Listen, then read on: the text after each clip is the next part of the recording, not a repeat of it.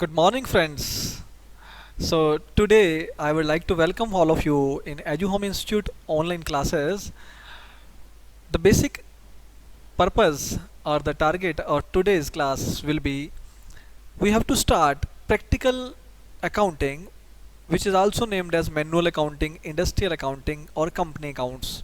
Because when we are talking about manual accounting, practical accounting, or company accounts, then we must have to understand what it meant for.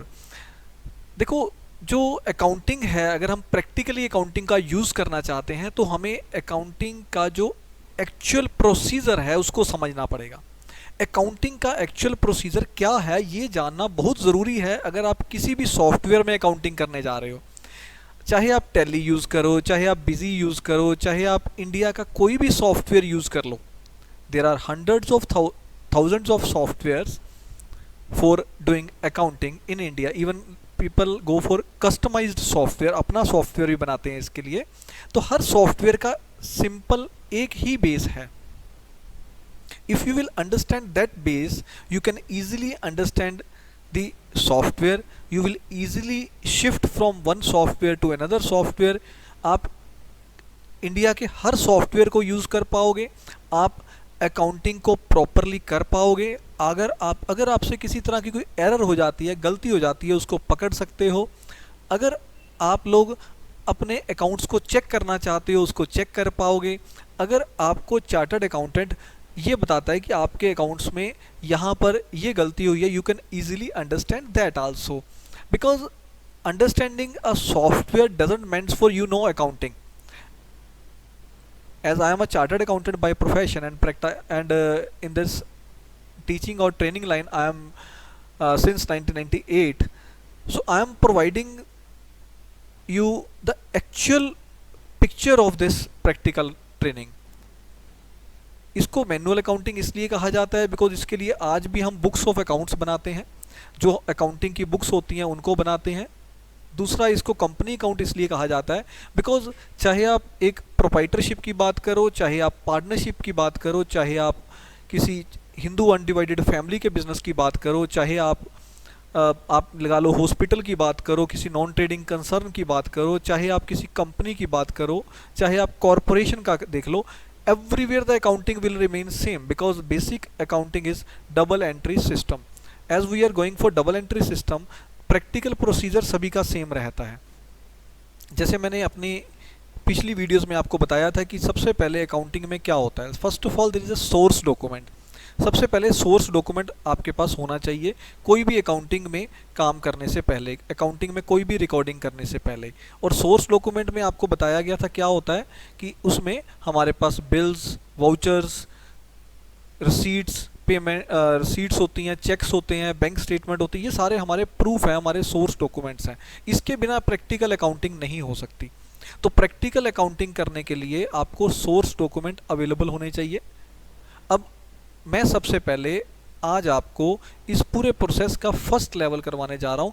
सबसे पहले मैं आपको source document जो आपने बनाने हैं उसमें सबसे मेजर सोर्स डॉक्यूमेंट आपको बनाना सिखाने जा रहा हूँ, that is called sales bill. Because whenever we are making any sale, we must have to prepare a bill for that. And second, I'm going to discuss with you the sale of or the business of a person who is exempted from GST, जो GST से exempted है, because it is your level 1, your basic level is there, so you have to understand first of all the accounting without GST and then in level 2 we will understand with GST. तो आज हम पहले उनके bill बनाना सीखेंगे जो लोग GST के बिना काम कर रहे हैं। तो बड़ा ही सिंपल तरीका होता है बिल बनाने का। सोर्स डॉक्यूमेंट को जो हमें बनाना है बड़ा ही सिंपल रहेगा। इसमें जो मेजर बात रहेगी, हम लोग एक्चुअल सेल्स बिल का जो परफॉर्मेट है उसको यूज़ करेंगे, एक्चुअल सेल्स बिल बनाएंगे। दूसरा, जो डाटा हम लोग लेके चलेंगे वो एक बिजनेस ऑर्गेनाइजेशन के वर्चुअल डाटा होगा, एक्चुअल डाटा की तरह होगा, बिल्कुल सिमिलर, ताकि आप लोगों को एक एक्चुअल डाटा की फीलिंग आए।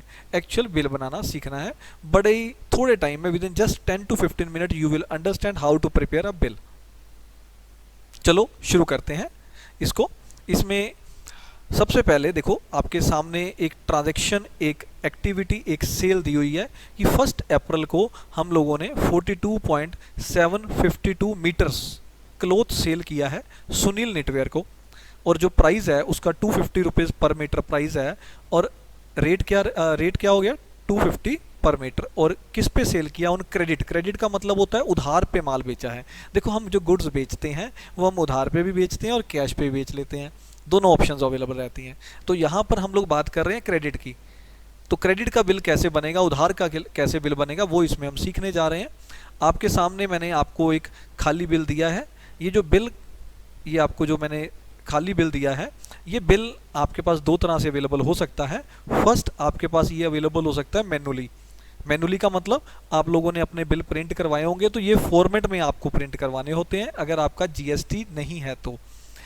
दूसरा, अगर आपको इसमें और भी एडजस्टमेंट्स कर सकते हैं हम लोग, जैसे हम लोग डिस्काउंट की एडजस्टमेंट कर सकते हैं, फ्रेट की एडजस्टमेंट कर सकते हैं, और बहुत सारी एडजस्टमेंट्स हम कर सकते हैं। उसको भी हम टाइम बाय टाइम सीखते जाएंगे।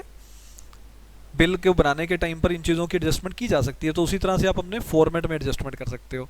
और दूसरा है कि आप इसको अपने कंप्यूटर में, अपने सॉफ्टवेयर में बना लीजिए। तो जब हम कंप्यूटर में बनाएंगे बिल को, तो वहाँ पर ये फॉर्मेट अपने आप आ जाता है, वहाँ पर आपको फॉर्मेट बनाना नहीं पड़ता। आपको वहाँ पर सेल पे जाके क्लिक करना होता है, तो ये फॉर्मेट ओपन हो जाता है, तो आपको वहाँ पर एंट्री डालनी होती है। तो जिस तरह से भी है, हम लोग यहाँ पर आपको मैनुअली सिखाने जा रहे हैं, तो ये मैनुअल का कंसेप्ट लेके चलेंगे।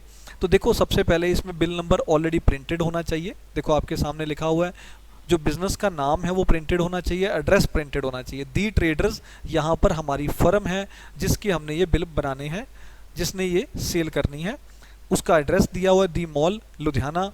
बिल नंबर मेंशन है 1 2 3 4, ऐसे बिल नंबर हम मेंशन कर देते हैं पहले से। टर्म क्रेडिट मैंने मेंशन की हुई है, बट ये ऑप्शनल हो सकती है। आप यहाँ पर क्रेडिट या कैश प्रिंट करवा लो, आप उसको टिक कर लेना उस हिसाब से, जैसे भी आपके लिए हो। बाकी चीज़ें सारी वेकेंट है, खाली है। तो इन चीज़ों को अब कैसे फिलअप करना है, देखो सबसे पहले हम लोग फिलअप करेंगे, क्या फिल करेंगे, डेट। डेट में हम लोगों ने डेट उठाई वहाँ से 1 अप्रैल, और नीचे डेट फिल कर दी 1 अप्रैल 2020। देखिए हमने ये डेट डाल दी है, मैं आपको डेट दिखा रहा हूँ। ये ऑलरेडी हमने डेट डाल दी है 1 अप्रैल 2020। क्लियर है। अब इसके बाद हम लोगों ने नेक्स्ट क्या डालना है, देखो नेक्स्ट हम लोग डाल रहे हैं फर्म का नाम, जिस फर्म को हमने ये सेल किया है। ये देखिए मैंने फर्म का नाम इसमें डाल दिया है। अगर आप इसको ध्यान से देखेंगे तो आपको ये दिख रहा होगा, टू सुनील निटवेयर में मैंने डाल दिया है। क्लियर है। अब इसके बाद नेक्स्ट हम लोग डालने जा रहे हैं, देखो क्या प्रोडक्ट हमने सेल किया है, तो वो पर्टिकुलर में मैं डाल दूंगा। पर्टिकुलर में मैंने डाल दिया है क्लोथ। तो ये क्लोथ हमने एंटर कर दिया यहाँ पर। इसके बाद देखिए हम लोग अब इसमें अब क्वांटिटी एंटर करने जा रहे हैं। क्वांटिटी 42.752 मीटर्स है।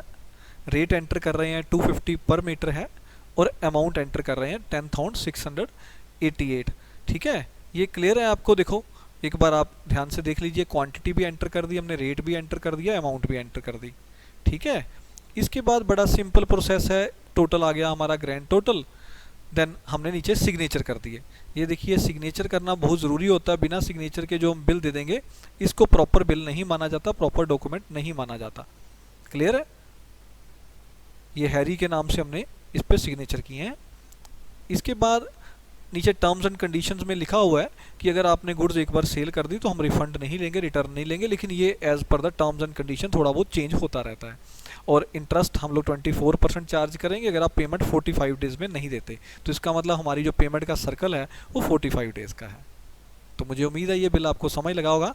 नेक्स्ट बिल मैं आपको एक और बना के दिखाता हूँ, ध्यान से समझिए। देखिए ये बिल का एक स्पेशल फीचर रहेगा। पिछला बिल हमारा क्रेडिट का था, ये वाला हम कैश का बिल कैसे बनाएंगे, टैक्स फ्री बिल, वो भी कैश का। ध्यान से देखिएगा। 2 अप्रैल को हमने सेल करी 39 मीटर्स क्लोथ, जो कि हमने सेल किया खुराना ट्रेडर्स को। इसमें 250 पर मीटर पे ये सेल हो रही है। अब इस बिल का जो बेसिक फीचर है वो ये है कि इसको हमने कैश पे सेल किया, तो टर्म में हमने कैश लिख दिया है। देखो ध्यान से देख लीजिए, हमारी जो टर्म लिखा हुआ है इसमें, वो टर्म में हम लोग इसमें कैश लिख के चल रहे हैं। देखिए ध्यान से, ये कैश लिखा हुआ है, इसका मतलब ये कि हमारी ये कैश पे सेल है। नाउ इसके बाद नेक्स्ट हम लोग इसमें लिखेंगे डेट। जो हमने लिखे, फर्स्ट ऑफ ऑल तो डेट ही लिखनी है हमने, तो 2 अप्रैल हमने डेट नोट कर दी। खुराना ट्रेडर्स को हमने ये सेल करी है। अगर हम कैश का गुड्स सेल कर रहे हैं कैश पे, तो यहाँ पर खुराना ट्रेडर्स के बदले में कई बार हम लोग कैश लिख देते हैं तो भी चल जाता है, कोई प्रॉब्लम नहीं है। इट इज़ नॉट कंपल्सरी हमने उसका नाम लिखना है, क्योंकि नाम की हमें कोई खास रिक्वायरमेंट नहीं रह जाती इस केस में। तो it is up to our own wish कि हम लोग इसमें नाम लिखते हैं या नहीं लिखते हैं। अगर ये जीएसटी के बिना का बिल है, अगर विद जीएसटी बिल है फिर तो नाम लिखना पड़ता है, बिकॉज फिर जीएसटी का बेनिफिट तभी मिलेगा, तो वो हम आगे जाके डिस्कस करेंगे। ठीक है, अब क्लोथ हमने डाल दिया, आइटम, क्वांटिटी, रेट, अमाउंट डाल दिया, टोटल आ गया, और उसके बाद सिग्नेचर कर दिए। तो मुझे उम्मीद है ये वाला बिल भी आपको समझ लग गया होगा। एक और प्रैक्टिस करते हैं, अभी बिल आप बनाओगे। अब आप सोचो ध्यान से क्या होगा। सबसे पहले क्या आएगा, बोलो क्या आएगा? पहले पढ़ना पड़ेगा बिल को, जो ट्रांजैक्शन है उसको पढ़ना पड़ेगा। देखो क्या लिखा हुआ, ध्यान से पढ़ लो। पढ़ लिया? 57.752 मीटर्स है ना, सिंह ब्रदर से हमने को सेल करा है 250 रेट पे और क्रेडिट पे। तो बड़ा सिंपल हो गया। अब क्रेडिट पे है तो टर्म में क्रेडिट आ गया। अब क्या डालोगे नेक्स्ट? डेट, बिल्कुल ठीक, डेट डाल दिया आपने। अब नेक्स्ट क्या डालेंगे? पार्टी का नाम, वेरी गुड, पार्टी का नाम डाल दिया आपने। नेक्स्ट क्या डालोगे? आइटम, कौन सी आइटम है चेक करो। अगेन क्लोथ है तो क्लोथ डाल दिया, वेरी गुड। इसके बाद क्वांटिटी डाल दी, और क्या डालना है आपने? Rate, then total amount. Total amount कैसे आती है? ये मल्टीप्लाई कर लेते हैं हम, क्वांटिटी और रेट को मल्टीप्लाई करके आ जाती है, बड़ा ही सिंपल है। टोटल आ गया हमारा, it comes to an end, finish. तो ये जो सिंपल बिल बनाना आज आपको आ गया है इसमें। नेक्स्ट वीडियो में हम जो फ्रेट के साथ या डिस्काउंट के साथ बिल कैसे बनाते हैं और जीएसटी के साथ कैसे बिल बनाते हैं उसको डिस्कस करेंगे।